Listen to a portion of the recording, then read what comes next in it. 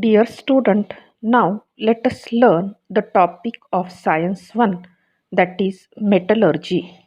In this topic, we are going to learn physical and chemical properties of metals and non-metals, as well as we will learn the reactivity series of metal and how to extract some metal in the concept metallurgy.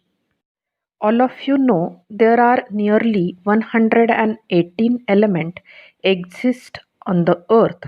These elements are broadly classified into three subgroups, that is metals, non-metals and metalloid. So first we are going to learn the physical properties of metals. Most of the metals exist in the solid state. The only metal which exist in liquid state are mercury and gallium. When the metal surface is polished, then the metal possesses the luster. But if they are exposed to air, this luster goes on decreasing. Metals are malleable and ductile. That means we can make wire as well as sheet from metal. Metals are good conductor of heat and electricity. Metals are hard. Exceptions are lithium, sodium and potassium. They can be cut with a knife because they are very soft. Metals have high melting point and boiling point. Tungsten is the metal with the highest melting point, that is 3422 degrees Celsius. While the metals like sodium, potassium, mercury and gallium have very low melting point. When the metals are struck on the surface, it produces a sound. This property is called sonorosity. Metals are sonorous. Now let us learn physical properties of nonmetals. Nonmetals have opposite properties as that of the metals. So let us learn one by one. Most of the nonmetals are in the solid or gaseous state. Bromine is the only nonmetal in the liquid state. Non-metals do not have luster. Exception is iodine, which is a non-metal, are having shiny surface. Non-metals are not hard, they are brittle, but the exception is diamond, which is the hardest substance made from carbon. Non-metals have low melting point and boiling point. Non-metals are bad conductor of heat and electricity. Exception is graphite, which is the allotrope of non-metal. Carbon is good conductor of electricity. So here we have completed physical properties of metals and non-metals. Now let us learn the chemical properties of metals. Metals are reactive because in their outermost orbit there are either 1, 2 or 3 free electrons, which is used by them for the formation of bond with the other atom of an element. As they lose the electron easily and become positively charged, the metals are electropositive element. So let us learn the reaction of metals. First we will learn the reaction of metal with oxygen. Metal react with oxygen on heating in air and form metal oxide. Sodium and potassium are very reactive metal. They combine with oxygen and form sodium oxide or potassium oxide. Similarly, magnesium oxide is formed when magnesium is burnt in air. All these oxide, if dissolved in water and tested with litmus paper, you will find that metal oxides are basic in nature. It turns red litmus blue. Now let us learn the reaction of metal with water. Metal sodium and potassium react vigorously with water and liberate hydrogen gas. Calcium metal react with water slowly and less vigorously and liberates hydrogen gas, which collect on the metal surface and forms the bubble and start floating on water. Metal, aluminum, iron, and zinc do not react with cold water or hot water, but they react with steam to form their oxide. Hydrogen gas is released in this process. That means metal react with water and liberate hydrogen gas during their reaction with water. Now let us learn the reaction of metal with acid. When metals are reacted with hydrochloric acid or sulfuric acid, it liberates hydrogen gas by forming the metal salt. In this reaction, magnesium is more reactive than aluminum is more reactive than zinc, and zinc is more reactive than iron. The metal also react with nitric acid and form the nitrate salt of metal. Nitric acid is used to make the aqua regia. It is highly corrosive and fuming liquid, and it is one of the most few reagent which can dissolve the noble metals like gold and platinum. Aqua regia is freshly prepared by mixing the concentrated hydrochloric acid and concentrated nitric acid in the ratio of 3:1. Now let us learn the reaction of metal with the salts of other metal. In this reaction, displacement of metal takes place. More reactive metal displaces less reactive metal from its place in the salt solution. Scientists have developed the reactivity series of metals by doing experiments of displacement reaction. The arrangement of metal according to increasing or decreasing order of their reactivity is called reactivity series of metal. Based on this, the metals are divided into three groups, that is highly reactive metal, moderately reactive metal, and less reactive metals. Potassium, sodium, lithium, calcium, they are highly reactive. Magnesium, aluminum, zinc, iron, tin, lead, they are moderately reactive, while copper, mercury, silver, and gold, they are less reactive. Now let us learn the reaction of metals with nonmetals. Ionic compounds are formed when metals react with nonmetal.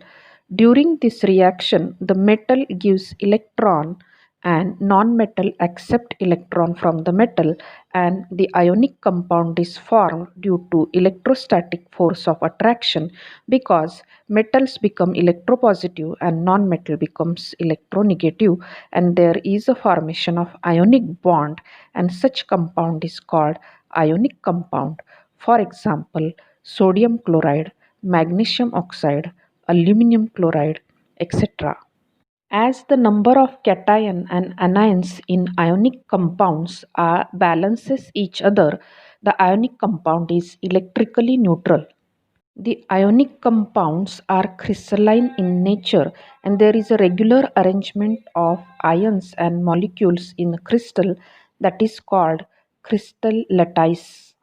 As the electrostatic attraction of neighboring ions with the opposite charges are very strong, the melting point of ionic compound is very high. So these compounds are hard and brittle. Now let us learn the general properties of ionic compound. Ionic compound exist in solid state and they are hard. The ionic compounds are brittle and can be broken by applying pressure. The intermolecular force of attraction is high in ionic compound. Hence, they have high melting point and boiling point. The ionic compound is soluble in water. It dissociates in water and the ions are separated. The ionic compound cannot conduct electricity in the solid state, but in the fused or molten state it can conduct electricity. Due to its electrical conductivity in the fused state and dissolved state, the ionic compounds are called electrolyte. Now let us learn the chemical properties of nonmetals. Nonmetals are electronegative because they form negatively charged ion by accepting electrons. First, let us learn reaction of non-metal with oxygen. It react with oxygen and form non-metal oxide. If we test non-metal oxide by dissolving it in water and testing with litmus paper, you will find that the non-metal oxides are acidic in nature. Non-metals generally do not react with water. They also do not generally react with dilute acids, halogens, exception. Non-metal react with hydrogen under certain condition, that is with the proper temperature, pressure or by using catalyst. So here we have completed physical and chemical properties of metals and non-metals. Now we are going to learn the next concept, and that is called metallurgy. The extraction of metals from their ores and purification of these metals is called metallurgy. We have to apply science and different technological process while extracting metal in their pure form from their impure form, that is ore. Let us learn metallurgy.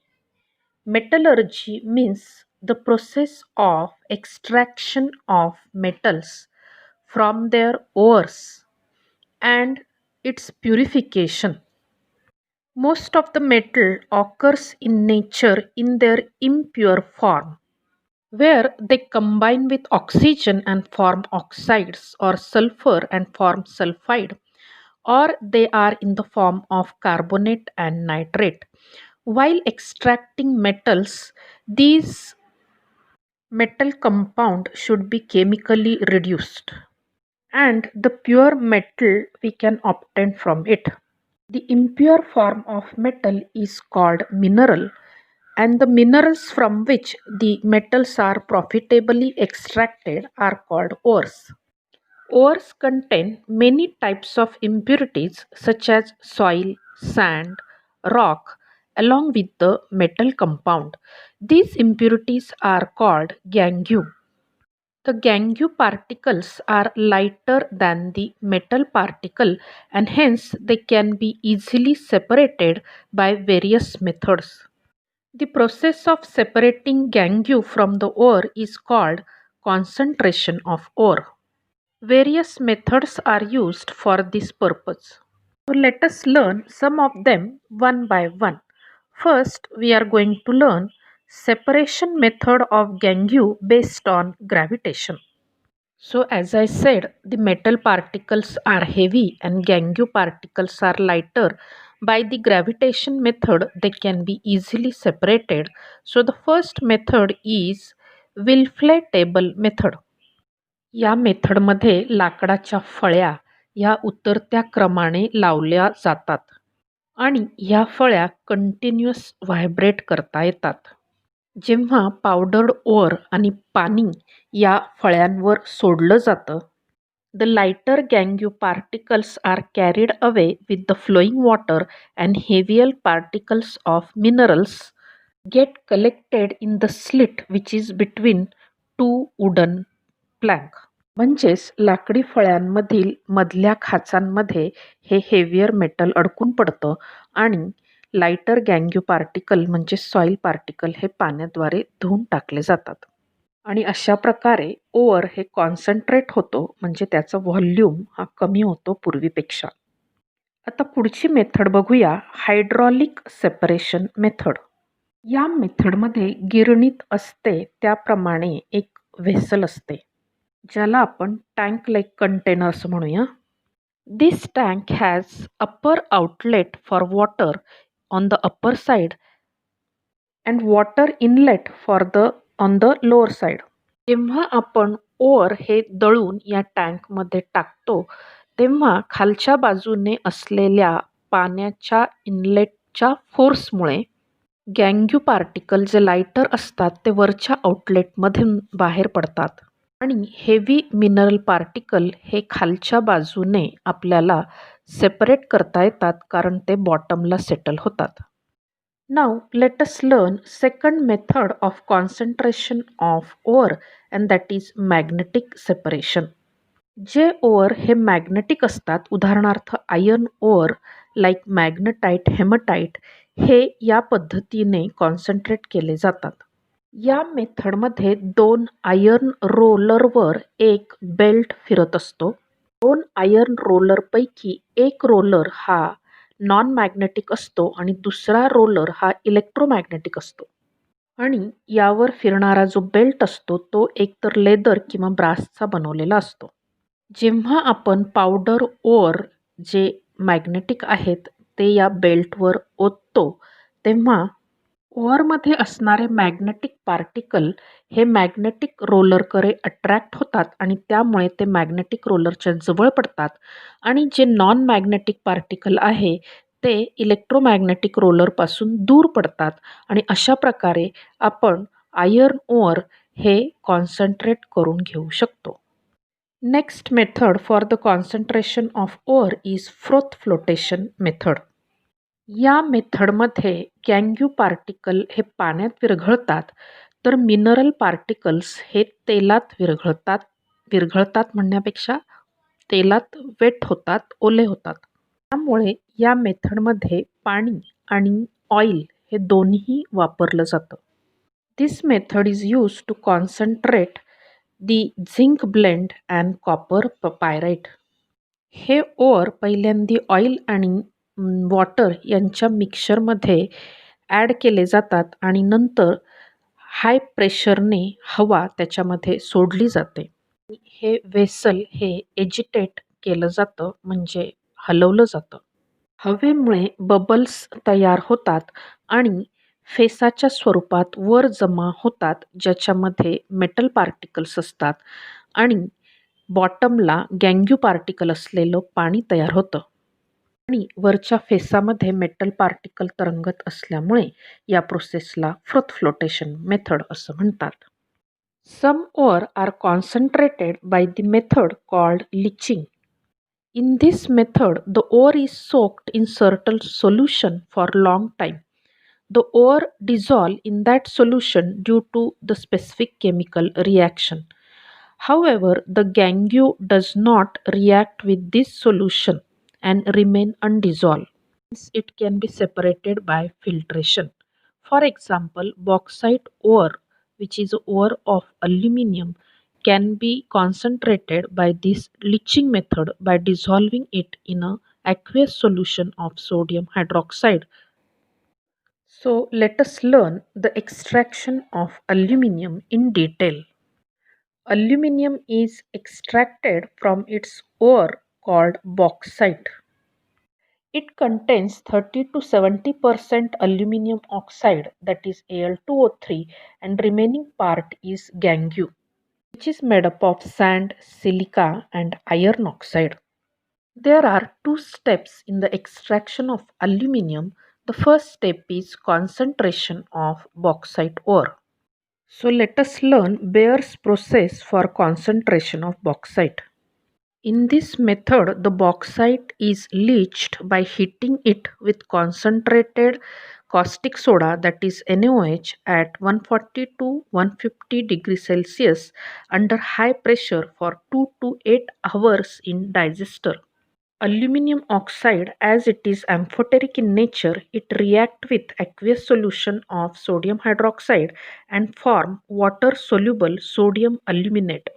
While iron oxide in the gangue does not dissolve in sodium hydroxide, it can be separated by filtration method.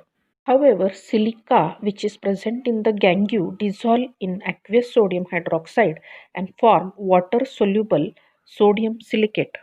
This aqueous sodium aluminate is diluted by putting in water and then it is cooled up to 50 degrees Celsius. This result into the precipitation of aluminum hydroxide. This precipitate of aluminum hydroxide is then filtered, washed and dried, and then it is calcinated by heating it at 1000 degrees Celsius to obtain alumina, that is Al2O3. Oxygen present along with the aluminum is separated by the electrolytic reduction method of alumina. In this method, molten mixture of alumina electrolyzed in a tank which has graphite lining on the inner side, act as cathode, and a set of graphite rod dipped in the molten electrolyte which work as anode. Cryolite and fluorospar are added in the mixture to lower its melting point up to 1000 degrees Celsius. The aluminum is deposited on the cathode on passing electric current. Molten aluminum being heavier than the electrolyte, it is collected at the bottom of the tank. It is taken out from there from time to time. The oxygen gas is liberated at the anode. This gas reacts with the carbon from the rod and form carbon dioxide. That's why this graphite rod need to be changed from time to time because they get oxidized during electrolysis of alumina. Now let us learn the extraction of moderately reactive metals. The metals in the middle of the reactivity series such as iron, zinc, lead, copper, they are moderately reactive. Usually they combine with sulfur or carbon and occur as their sulfide and carbonate. It is easier to obtain metal from their oxide rather than sulfide and carbonate, and therefore the sulfide and carbonates are strongly heated and first converted into oxide, and then the metal is obtained from them. This process is called roasting. Carbonates are strongly heated in a limited supply of air and transform into oxide, and this process is called calcination.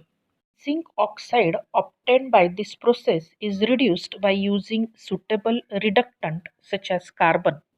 कार्बनशिवाय दुसरे metal जसे sodium, calcium, aluminium हे सुद्धा reducing agent म्हणून वापरले जातात. कारण हे metals moderately reactive मेटलला displace करत असतात. Now let us see how less reactive metals are extracted. The metals which are at the bottom of the series are less reactive. That is, because of them they are found in the free state in nature. For example, gold, silver, platinum, copper, they found in free state. But copper is found in the combined state because it reacts with the sulfur and occur as a copper pyrite, that is Cu2s. The copper is obtained from this copper pyrite by heating in air. अशा प्रकारे extract केलेले metal हे refined करण्यासाठी इलेक्ट्रॉलिसिस method वापरली जाते. कारण त्यांच्यामध्ये थोड्या प्रमाणात इम्प्युरिटी शिल्लक असतातच. Now let us learn the corrosion of metal. The destruction of metal due to its reaction with the atmospheric component is called corrosion of metal. Iron react with moist air or oxygen and form rust. Copper metal react with carbon dioxide from the air and form a greenish copper carbonate. Silver react with sulfur from the air and form black color silver sulfide. Aluminum react with oxygen from the air and form a black coating of aluminum oxide. This reaction leads to destruction of metal. यावरील सर्व रिॲक्शनमुळे हे metals खराब होतात, ज्याला आपण corrosion of metal असे म्हणतो.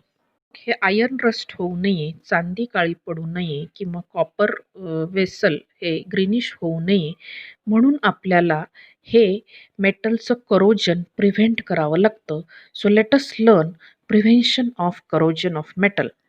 This prevention of corrosion can be achieved by various methods, so let us learn some of them one by one.